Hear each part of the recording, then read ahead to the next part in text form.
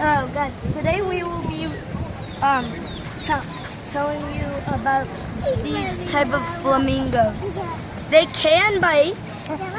If you look at their actions, they actually might say, "I'm taller than you," or anything like that. Now, if you look closely to their bottom thing, there's a holding thing on their feet. There's also a pool with the rocks in it and palm trees and all that.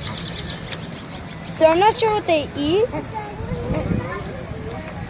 But then here's my sister, loving to look at these flamingos. And there's that weird flamingo, and that weird flamingo, and that one. Some of them have black feathers, which you might not recognize. Well, nearly all of them have black feathers.